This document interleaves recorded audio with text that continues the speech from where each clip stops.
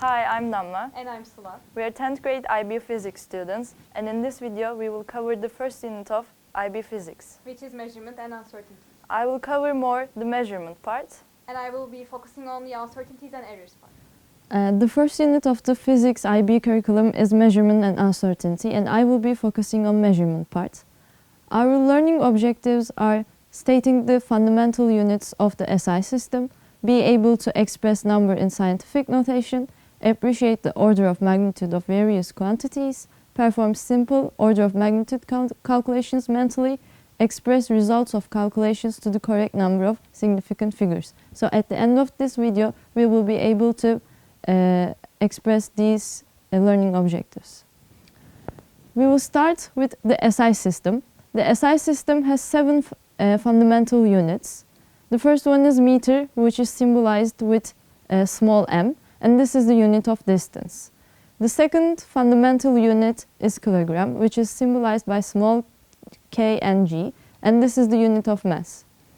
The third fundamental unit is second, which is symbolized by small s, and this is the unit of time.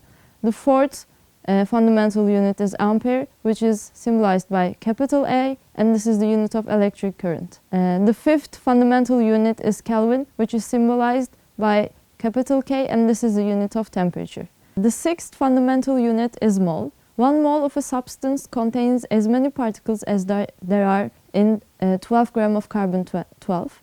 This is special number of particles is called Avogadro's number and is approximately 6.02 times 10 to the power of 23. Our last fundamental unit is candela, which is symbolized with small cd. This is a unit of luminous intensity.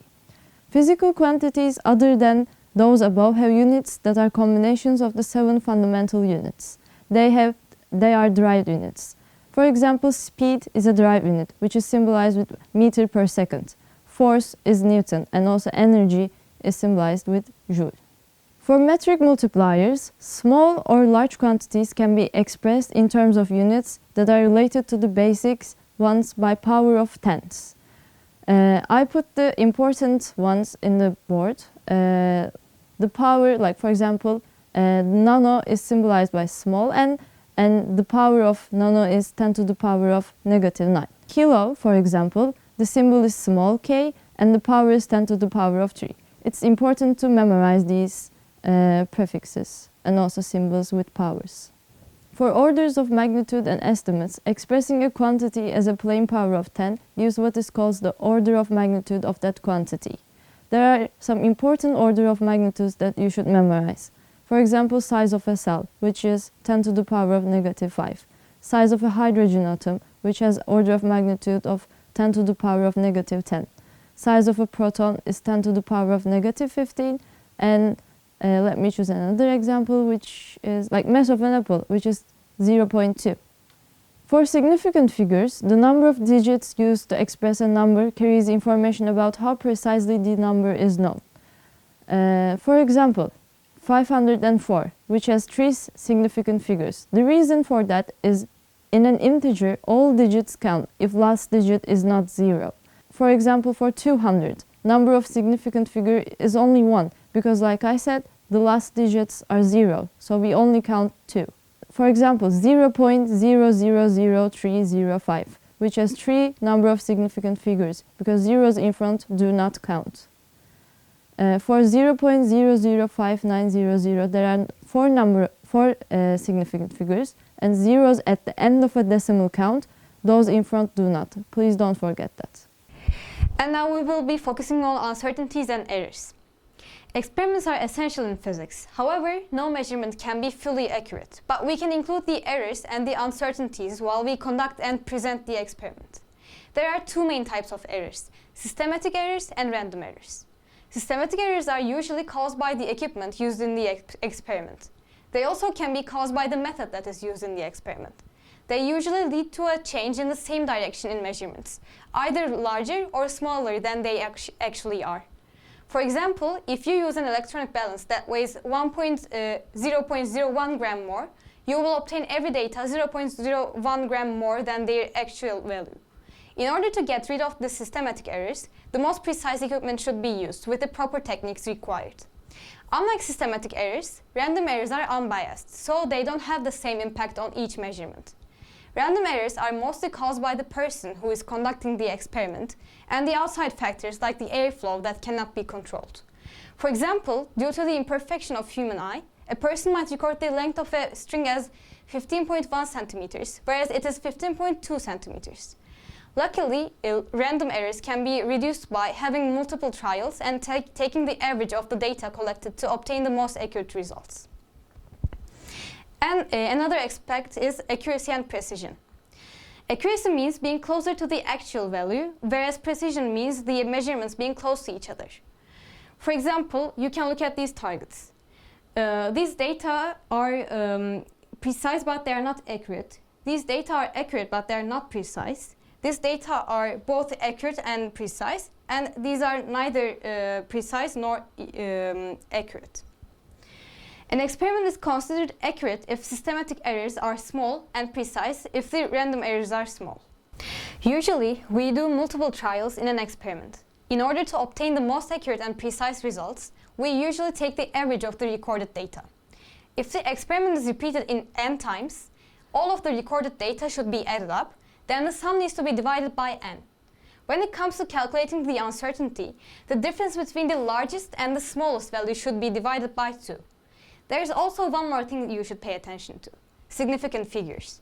The general rule states that the uncertainty should be written to one decimal place. However, you should also bear in mind that the measured value should be expressed to the same decimal place as the uncertainty, so you can alter your uncertainty according to your actual value. Measurements are usually written like 12.3 plus or minus 0.8. In this form, 12.3 is called the best estimate or the mean value. 0.8 is the absolute uncertainty. There are three main types of uncertainty: absolute uncertainty, fractional uncertainty, and percentage uncertainty. Fractional uncertainty is the ratio of the absolute uncertainty to the mean value. In this example, it is found by dividing 0.8 by 12.3, which results in 0.0650. Meanwhile, percent uncertainty is calculated by multiplying the fractional uncertainty with 100. In this example, it can be found by multiplying 0.0650 by 100, which gives us the value 6.5%. We deal with the uncertainties differently according to the operations we use. While doing addition and subtraction, we first calculate the measured value and then add up the absolute uncertainties. For example, in this operation,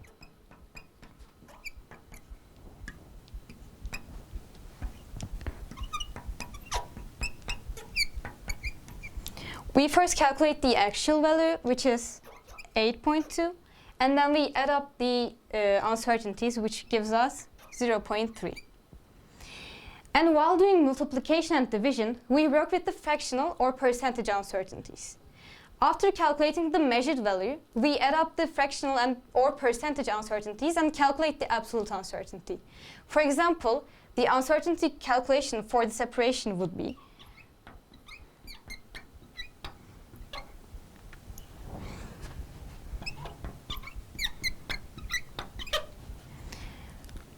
this gives us a percentage uncertainty of 2%, and this gives us a percentage uncertainty of 5%. So the addition of them gives us 7%.